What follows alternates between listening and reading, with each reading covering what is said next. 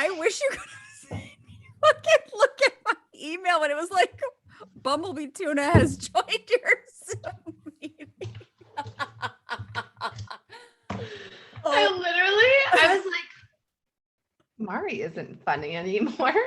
Let me just delete that. And I was like, I don't even know why it came to me, but I was like, yeah, Ace Ventura, Bumblebee. Dude, the amount of times I watched both those fucking movies, like I think I wore the VHS out. Like endless. I broke the rewind button. Literally, this is my favorite. And so I was like, yeah, let me just put my name, Bumblebee Tuna. Fuck my God. That was fantastic. What a way to start an episode, you guys. Literally. Do you know what episode this is? Oh. Don't look it up. Don't cheat. That's why I looked up. I went like that. What like that? I want my notes. Like 32. Yes. Oh, thank Good God. job. Well, because we both were like, we have to record, and I was like, 30 already came out, so there's probably only one left. So yes, my mathematical skills. That one's already cute. Lead me to 32. Episode 32. This is a heavy one. It is. As I'm like, let me just put a shitty name in there too, just to like when we talked about grief and we were like, it's heavy in the sense of read the room. having to, okay, so the topic that we're discussing is forgiveness, right? So it's heavy in the sense of what is the situation that you are forgiving a person for? That's where it can get heavy, right? But the overall topic of forgiveness, I feel like it's a pretty liberating subject. Yes. Do you agree? I absolutely agree. I think that if you look at forgiveness as a way to freedom for your own life, then it is very liberating. Very. We both watched the same TED Talk, unbeknownst to us that we both watched it, but we did. It's because we're connected through our brains. Literally. And if we were in person right now, we'd probably be speaking in sync. We'd probably just, what is that? What are those creepy twins from The Shining? We'd probably just do that the whole time. Like, we want you to forgive yourself. I'm like, fuck. This movie is so fucking scary. Oh my God. Somebody was like, do you watch horror movies? And I was like, no. I had this discussion with Bug yesterday. He was talking about, he said that he told this boy, I hate soccer, because he played soccer and doesn't like it. And the kid was like, I'm not going to be your friend since you don't like soccer. And I was like, well, he goes, that was a bad choice for him. And I was like, yeah, that wasn't the greatest choice. I said, because here's the thing, Auntie Murray hates scary movies. I would never not be friends with her because she doesn't like scary movies. Right, exactly. And I'm not going to be friends with you because you're not obsessed with glitters and unicorn and Harry Potter. Like, we both live in a fantasy world. So yours comes real dark. And like yours comes true sometimes. Like, no one's found a unicorn. They have found a murderer. Or hundreds. Anyways, enough about that. Yes. Before I have fucking nightmares. So we watched the same TED Talk, which was about a man murdering this girl. Which is about murder. So I literally was like, I don't know if I want to still listen to this. It threw me off because I was like, she's like peppy and like excited. She was she's so cute. Yeah. And I was like, my family was murdered. And I was like, what the fuck am I watching? I was like, you have my attention. You have my attention. I guess I don't need to do 4 other things while I'm listening to this. So I'll just zoom in. Anyways, so she was talking about how she came to the point of forgiving the murderer. So she was talking about how she did all this research and how everyone's like, oh, it's so good to forgive. You should forgive, blah, blah, blah. And she's like, but no one tells you how to do it. Mm-hmm. No one tells you how to do this. So she kind of broke down in her talk ways to do it. And we'll get to that in a minute, or at least talk about the wrong reasons to forgive somebody or why you're choosing forgiveness. But I did love her thought process of that forgiveness brings so much freedom to you. Mm-hmm. Instead of carrying around this weight of what this person did to you or what you did or what has happened, you are allowed to move through understanding why maybe those things happened, why maybe you chose the reason you did, or why maybe somebody, or to have empathy for the reason why somebody might have done something to you or to your family. So I thought that was a really awesome thing that came out of it. Both of the TED Talks that I watched basically were like that it's going to be liberating in different ways for you if you choose forgiveness.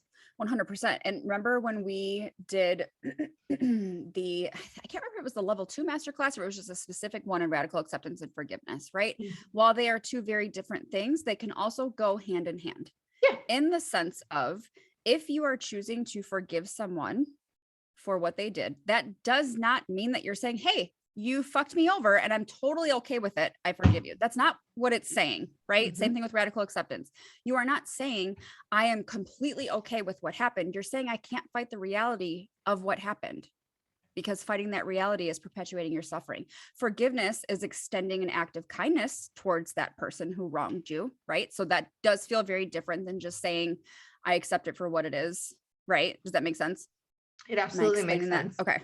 You are. And I'm looking at the note that I want to piggyback off of what you said. Of forgiveness is designed to set you free. It's recognizing that the other person did something wrong, and it's not saying that it's okay, but that you more so that you don't need anything from that person anymore. That you are not looking for something. That vengeance is a prison that ties you to that person. Mm-hmm. And I think that person, situation, thing doesn't have to be that somebody wronged you. It could also be a decision that you made. So vengeance or this, like, well, I need to write this. It's tying you still to that situation. It's keeping you in that shame spiral, when in reality that we are all humans on this earth. We are all having a human experience. There will be moments where we do not choose what is best for us. We don't choose. And I don't want to say what's right or what's wrong, because again, I've said this probably till I'm blue in the face, that I don't think that there are right and wrong. I think there are moments where you hit this fork in the road, and there is a path that will lead to lots of decisions, or not decisions, but lots of consequences, and maybe a path that doesn't lead to so many consequences. There's lessons on both paths. It's just, how many lessons are you going to get? Well, and I like to use the verbiage of like effective or ineffective, right? Instead of like right or wrong. Yeah.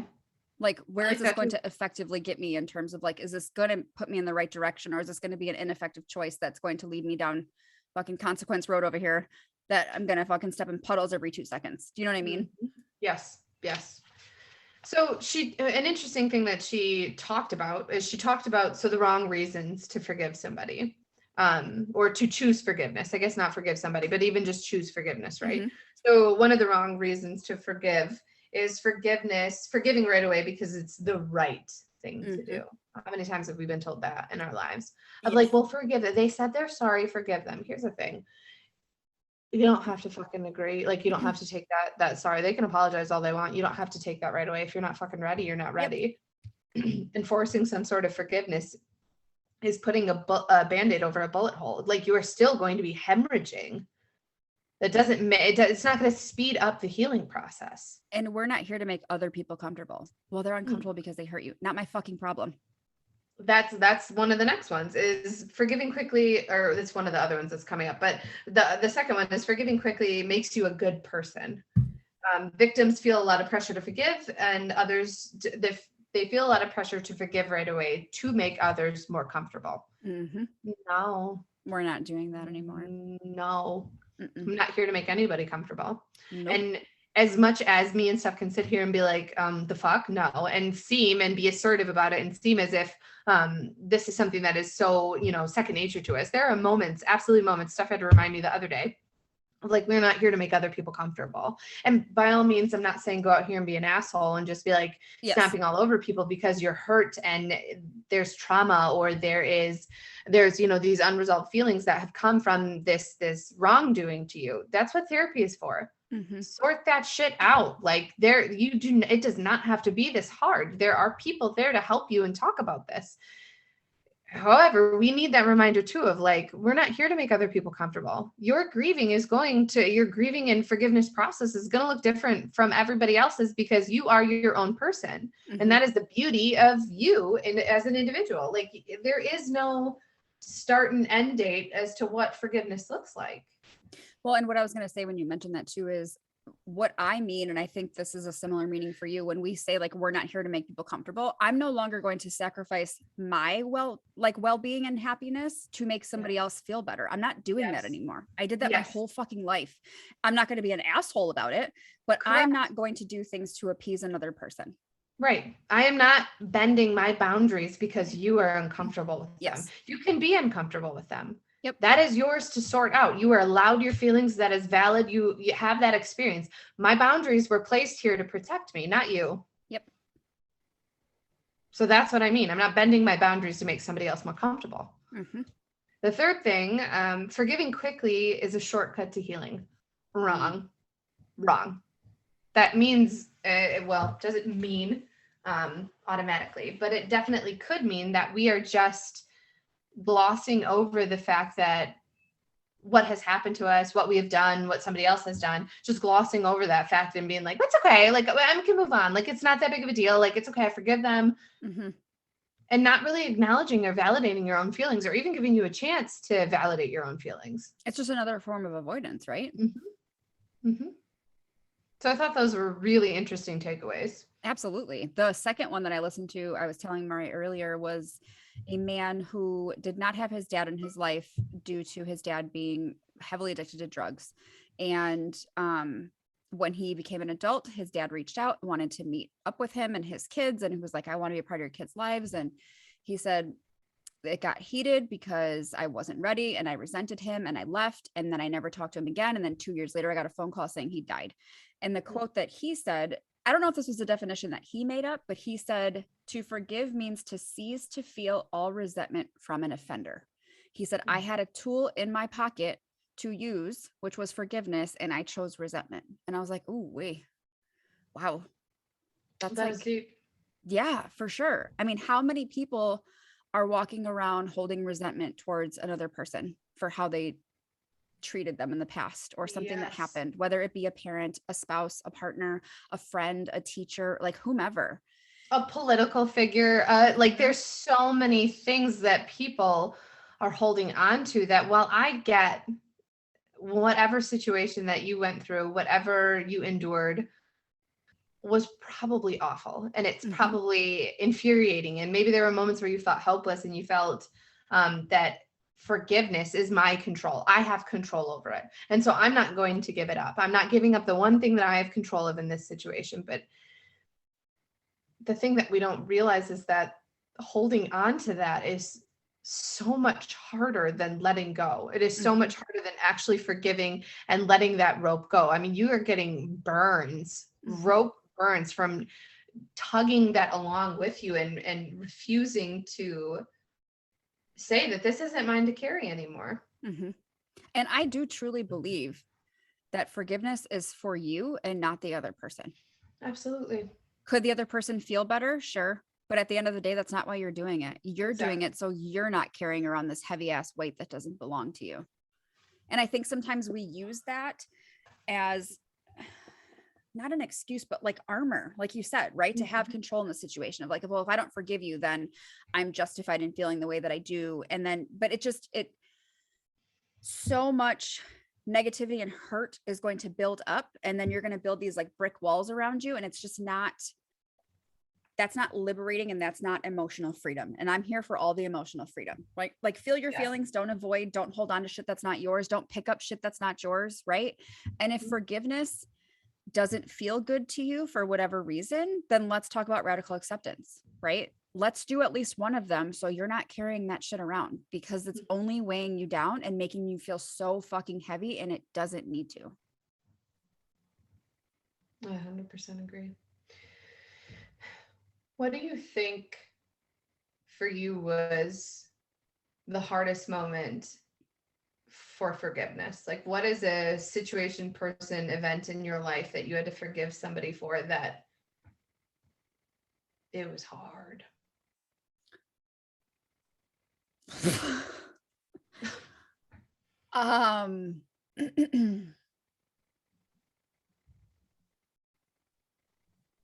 My first like thought is to go back to like, I don't want to call them like bullshit fights with friends when I was younger, right? But like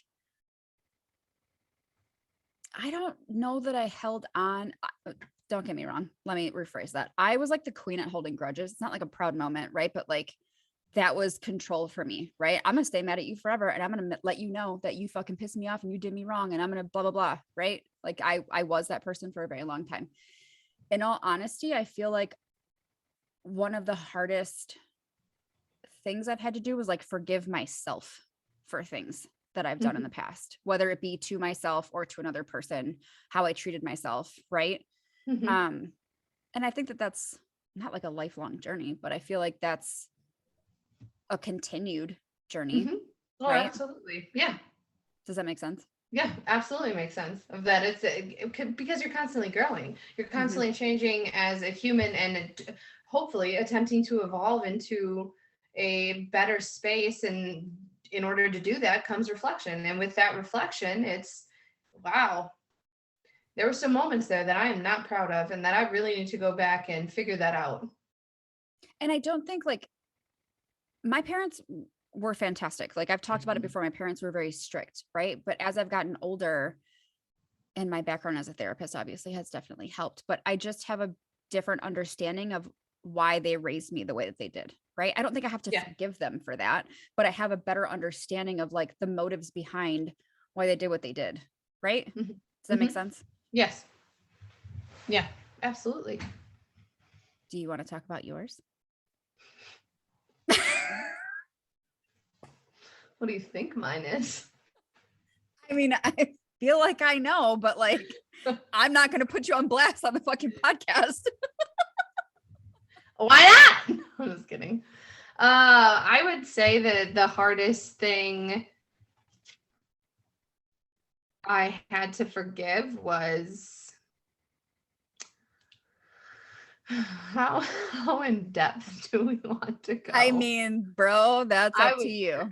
I would say that the first level would be forgiving my ex for the things that have happened between us.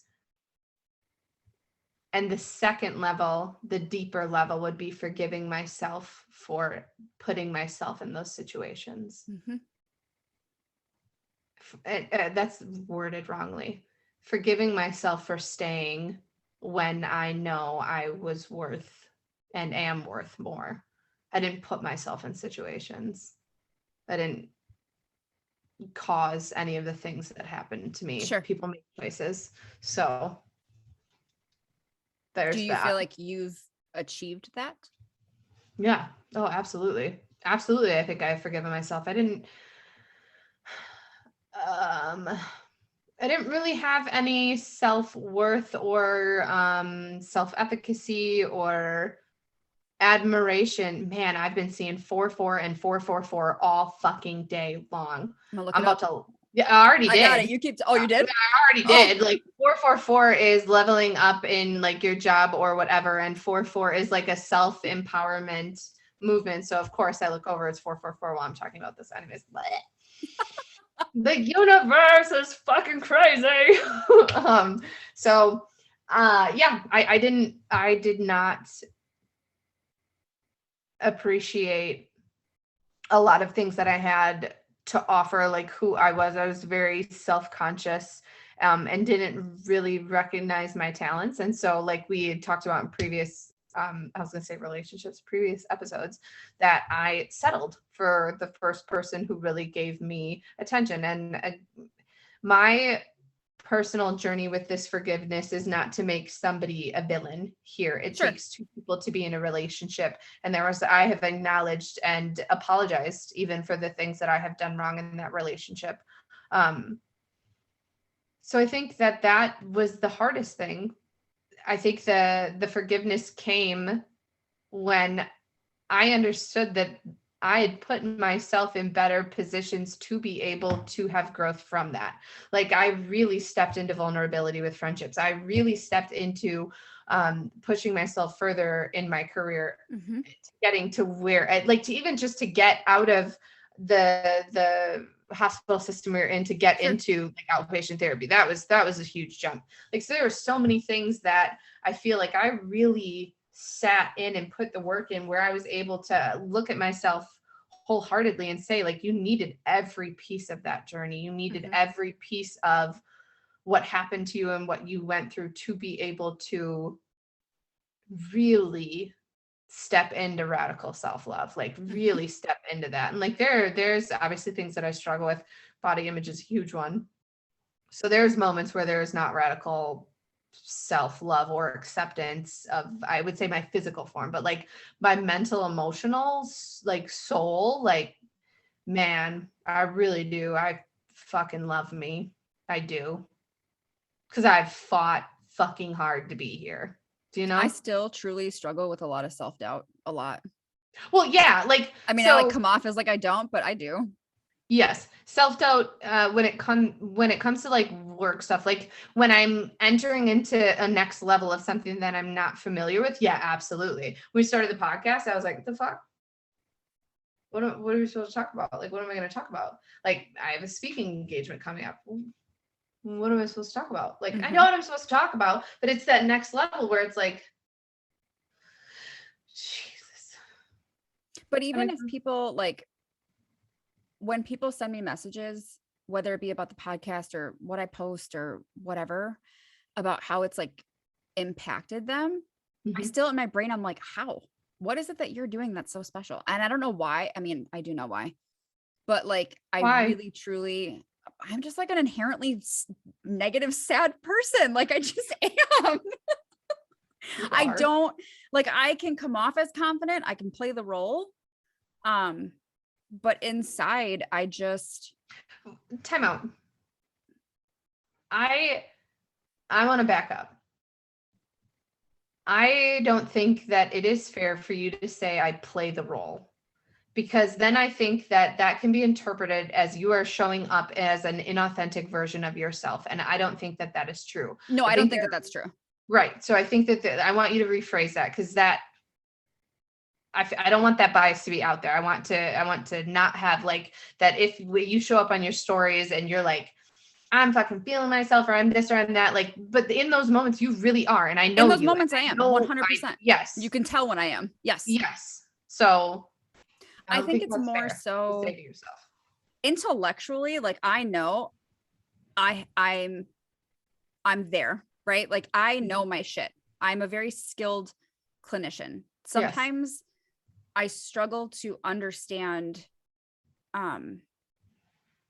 this is gonna sound terrible, like why people think I'm a good person. Oh, you're so judgy right now of yourself. I know. And I don't know why. Like, I don't even know where this is coming from, but climb through that screen and punch you right in the face. And it's not all the time. I think it's worse when I'm hormonal, for sure. Right. Yeah. Or if I'm like overwhelmingly sad about something, I tend to just internalize stuff as like not a knock on me. I don't really know how to explain it. And again, it's not all the time, and that's where I mean, like coming to the point of like forgiving myself, because for so long I personalized everything, right? Yeah. Another person's behavior, something at work. Like I always attributed it to being something wrong with me. And now I check that when that happens, right? Whether it's somebody having an attitude with me, I'm like, I mean, I didn't do anything, so I know it's not me. Right.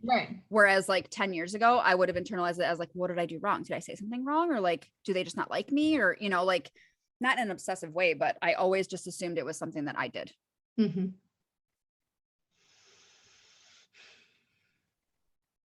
Look at us. Fucking deep. Maybe that's why I subconsciously changed my name. Because I was like, it's going to be a vulnerable one. We didn't even think it was going to be vulnerable. Not even that we were discussing vulnerability before it, but in my head, I kind of was like, well, I'm going to ask Steph what was hard for her to forgive. And I know that she'll ask me, because that's what we do. But I think that is not but is such a dismissive statement. This is a podcast about mental health, and what is more mental health than two people who have studied to be therapists to help people admit and talk about and discuss things that they struggle with, because they are human, having a human experience as well. Yep.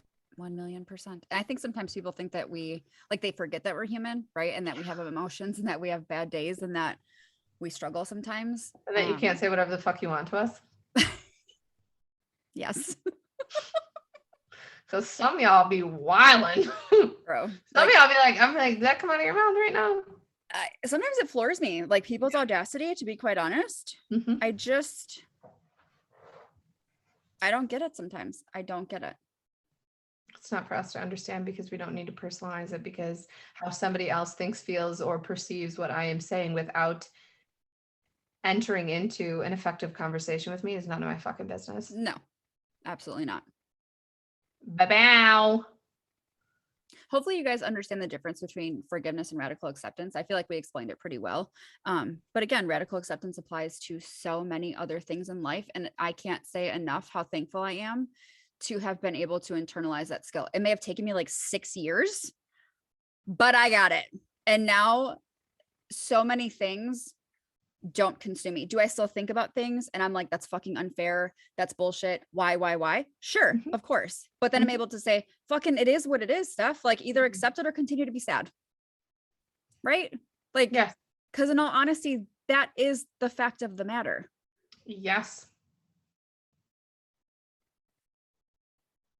I like this. I feel like we're just romantically staring at each other's eyes. We are. And now that we have a YouTube, people are going to see that. I love that. These awkward silences are like the like noises or whatever. I'm like, yeah, now y'all know what I'm doing. Okay. So don't come for me that I'm making a weird noise. You can see what I'm doing. I tried to back up from my microphone on this one because I feel like sometimes, like, obviously when I purposely go into the microphone, that's fucking funny. But I feel like sometimes my mic is too close to me and it's like, I'll listen to the playback and it's like, you just being like, yeah, blah, blah. And I'm like, blah, blah, blah. Like,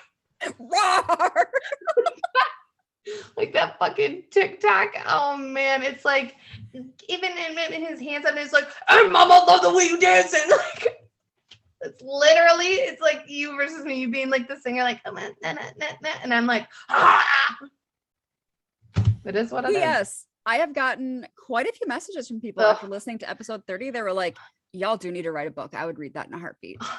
Really? Yeah. Yes. What do you guys want us to write about? Oh my gosh. I'd write about bullshit. I'll write about anything. Oh my God. How cool would that be? I know. Let us get to 100 episodes first and see where we're at. Okay.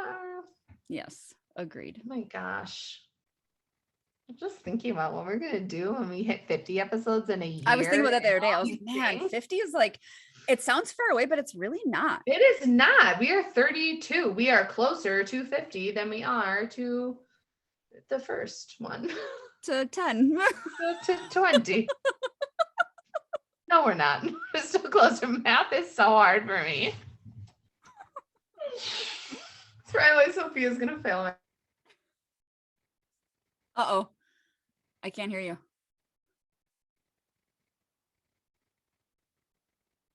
Your sound's off, dude.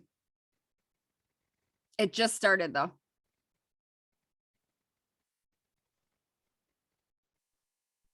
Can you hear me? Now I can. It just started when you said Sophia's going to fail math. Okay.